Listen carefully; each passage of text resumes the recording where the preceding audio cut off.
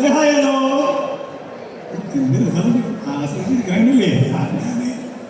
പറയുന്നത് സുന്ദരമാണ്. പക്ഷേ പാഞ്ചാലിക്ക് സ്നേഹം കൊടുക്കുമ്പോ പിന്നെ ആരാണ് പറ്റിയത്? ഇവനായോ? അവനായാൽ പാഞ്ചാലിക്ക് ഇഷ്ടം കൊടുക്കോ അല്ലേ? ആ പൂഞ്ഞാലിലെ അടുത്ത് കൊടുക്കും അല്ലേ? ഇങ്ങനെ അവരെവിടെ എത്തി? ഭീമസേനന്റെ അടുത്ത്. ഒന്നാമത്തെ പന്നിക്ക് ഊണ് കഴിക്കാൻ കയറിയിട്ട് അവസാനത്തെ പന്നിക്ക് ദേഹന്നക്കാരൊപ്പം ഊണ് കഴിക്കുന്നിരിക്കുകയാണ്. എന്താ ദേഹന്നക്കാരുടെ ഒപ്പം എന്ന് പറയാൻ കാരണം ഏറ്റവും ഉള്ളതാണ് ദേഹന്നക്കാർ ഊണ് കഴിക്കുക.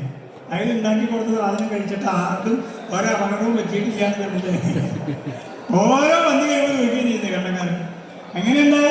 കുഴപ്പമൊന്നുമില്ല, കേട്ടാൽ മതി, കുഴപ്പമില്ലാന്ന് കഴിഞ്ഞാൽ മതി. ദേഹന്നക്കാരൊക്കെ ഊണും കഴിഞ്ഞ് ഭീമനോട് ഇരിക്കുമ്പോൾ എല്ലാവരും ചെന്നത് എന്താ എല്ലാവരും ഇവിടെ പുറപ്പെട്ടത്? പാഞ്ചാലിക്ക് പറ്റിയതാണ്.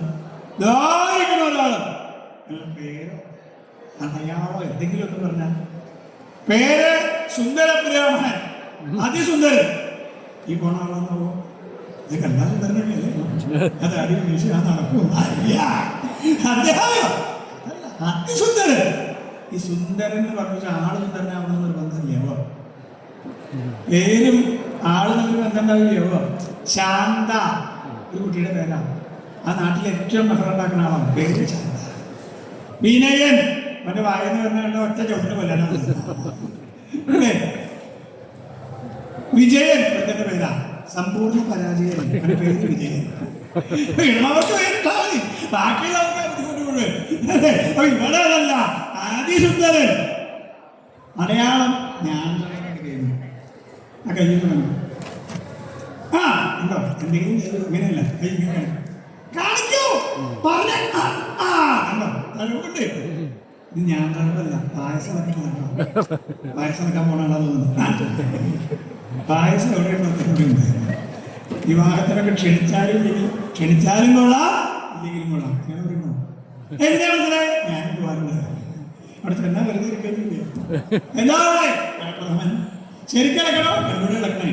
അത് മാത്രം പോലെ നടുവിളക്കട്ടെ. നടുവിളക്കിക്കോട്ടെ. തന്റെ നടുവല്ല, പഴപ്രഥമന്റെ നടു. പഴപ്രഥമന് നടുവും തലയൊക്കെ ഉണ്ടോ? പഴപ്രഥമനിടക്കിയാൽ കഷ്ണം നോക്കിയാലൊക്കെ കണ്ടുവരും. ഇത് അങ്ങനെയുള്ള ധർമ്മല്ല. ശരമയച്ച് കൊണ്ട് പൊട്ടിപ്പെടുത്തുന്നതായിട്ടുള്ള ധർമ്മം. ഒക്കോളൂ അന്വേഷിച്ച് പറയുമോ? സുന്ദര ബ്രാഹ്മണന്റെ അടുത്താണ് എത്തി. എണീക്കോ എണീക്കോ എന്ന് നിർബന്ധിച്ചപ്പോ തന്റെ വലതുവശത്ത് സാക്ഷാൽ ജഗദീശ്വരനായ ഭഗവാൻ കൃഷ്ണൻ ഇരിക്കുന്നത്. എങ്ങനെ? സത്യഭാമായുക്തോ ഭക്തദൈകബന്ധു ഭഗവാൻ. ഭഗവാന്റെ കൂടെ ഇരിക്കുന്നു. ആ ഭഗവാനെ നോക്കിയപ്പോ അനുവാദം കൊടുത്ത് എണീറ്റോളൂ. ഇങ്ങനെ നോക്കിയപ്പോ ഏട്ടൻ്റെ അനുവാദം കിട്ടും. ഉണ്ടോ? എന്റെ ഏട്ടനാ നിൽക്കുന്നത്. എത്ര സുന്ദരനായിട്ടാണ് ആ കൈ ഇങ്ങനെ കൊടുത്ത് നിൽക്കുന്നത് കാണാൻ തന്നെ. ഏട്ടാ ഞാൻ പുറപ്പെട്ടോളൂ. അവിടെ നിന്ന് പഠിച്ചാൽ നെയ്ച്ചു പോണ വഴി രണ്ട് ആചാര്യന്മാര് ദ്രോണരും കൃപരും നമസ്കരിച്ചു. പോലെ ഞാൻ രംഗമണ്ഡപത്തിലേക്ക് പ്രവേശിക്കുക. അവിടെ വലിയ വില്യങ്ങനെ ഇരിക്കട്ടെ. വില്ലെടുത്തിൽ ആർക്ക് ഖണ്ഡിക്കണാക്കാൻ പഞ്ചായത്തിൽ കിട്ടും. അർജുനൻ കണ്ട് പ്രവേശിച്ചോടുകൂടി ഒരു പ്രദക്ഷിണം. അത് കണ്ടപ്പോ ബ്രാഹ്മണരൊക്കെ വരൂ വരൂ പ്രദക്ഷിണം. അപ്പൊ എല്ലാവരും പ്രദക്ഷിണം. അപ്പൊ അർജുനൻ നമസ്കരിച്ചു. അരുത്, ബ്രാഹ്മണർ നമസ്കരിക്കരുത്. ഇനി അതും പാടില്ലാന്നല്ലോ. പല നിയമം വരട്ടുള്ളൂ. ഇതൊക്കെ നമുക്ക് മാത്രമേ ഉള്ളൂ. ബ്രാഹ്മണർക്ക് നമസ്കാരം പാടില്ല. എങ്ങനെയാണോ? അതല്ല, മന്ത്രം. ആരാ മന്ത്രം ഉണ്ടാക്കാൻ പറ്റിയാണ്? നിങ്ങൾക്ക് ഒരു കോശം കണ്ടറിയാം. നിസാരക്കാരനല്ലല്ലോ.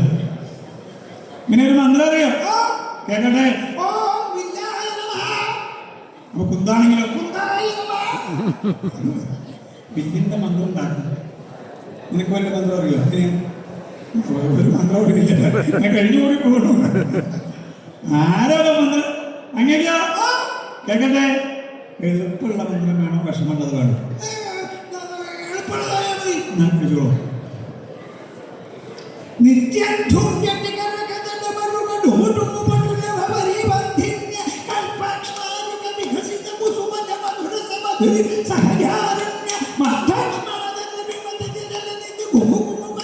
മതമ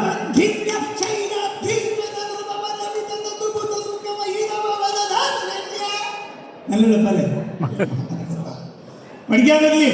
8 കൊല്ലം ഉണ്ടെങ്കിൽ ആദ്യത്തെ വരി പഠിക്കാം. ഞാൻ ഓരോ വരിയായിട്ട് പറഞ്ഞുതരാം. എന്നാലോ നിത്യധുർജതികരുക ഡുമുഡുമു പടുര പരിബന്ധിന്യ. ഇത് വലിയ കുഴപ്പമില്ല. ഈ വരിയാണ് കുറച്ച് വിഷമമായിട്ടില്ല. എന്നാലും തിരക്കടില്ല. ഇവിടെ തന്നെ വെക്കുകയാണെങ്കിൽ കുറച്ച് നന്നാവുക. ഇവിടെ ഇരുന്നോളൂ. ആ മന്ത്രം പഠിക്കാൻ വന്ന ആളാ. നന്നായി അങ്ങനെ തന്നെ വേണ്ട. ഓരോ വരിയായിട്ട്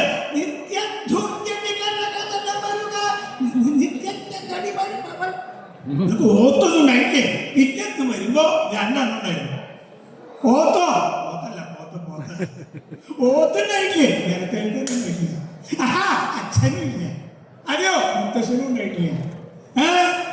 7 തലമുറ ഇങ്ങോട്ട് ആർക്കും ഉണ്ടായിട്ടില്ല. അതെന്താ? നിങ്ങളുടെ വിദ്യാഭ്യാസം പോലെയല്ല ഞങ്ങൾ. നിങ്ങളൊക്കെ പഠിച്ച് വിവാഹകാലത്തന്നെ ദക്ഷിണ കൊടുക്കുക. ഞങ്ങളങ്ങനെയല്ല. ഗുരു വരുമ്പോൾ തന്നെ കൊടുക്കും 2 ദക്ഷിണ. ഇങ്ങനെ 7 വിദ്യാരംഭം കഴിഞ്ഞു. ഗുരുക്കന്മാർക്ക് ദക്ഷിണ കൊടുത്തു വിട്ടിട്ട് 8ാമത്തെ വിദ്യാരംഭ ദിവസമായി ഗുരുനാഥങ്ങനെ വന്നു.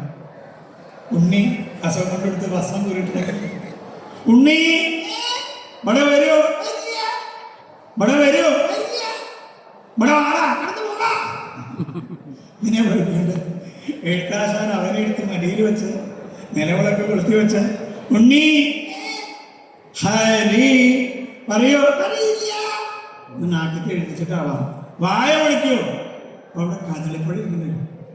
ആ വെച്ച് തിന്നാൻ തരാനാവും. ഉടനെ എഴുത്താശാൻ നാക്കത്തിൽ കൊടുത്ത 3 രൂപയിലും കാരണം ഒരു ആക്രോഷം. അപ്പൊ പഠിച്ച 5-6 കടിയാണ് കൊടുത്തു. ഉണ്ണി ഹരി ഒന്ന് പറയണ, നിന്നെ കൊണ്ട് ഞാൻ പറയിപ്പിക്കും. എഴുത്താശാൻ നോക്കുമ്പോൾ പാത്രത്തില് ഒരു നെൽമണി എടുക്കുക. ഇതെന്താ പറയ? എന്നാ ഞാൻ നേരേക്കാം. നെല്ല് പതുക്കെ പൊളിച്ച് ഊമി മാറ്റി. നെല്ല് പൊളിച്ച് ഊമി മാറ്റി. ഇതെന്താ? വിദ്യാരംഭല്ലേ? ഹരി എന്ന് പറയില്ലേ? വേണ്ട, ഹരി നിങ്ങൾ പറയുന്നത് വേണ്ട. ഇതെന്താ പറയടാ? നെല്ലിന്റെ ഉള്ളിലെ കുരു. പൊട്ടുത്തു ഗുരുനാഥൻ ശാപം. നേരെ ഗുരുവിന് സംശയം, ആരെയും സംശയം. 2ാമത്തെ തലമുറ ഇതിലും കേമാ. ഗുരുനാഥന്റെ അടുത്തേക്ക് അവൻ ചെന്നു. ആരാ? എന്നെ മനസ്സിലായില്ലേ? ഇല്ല.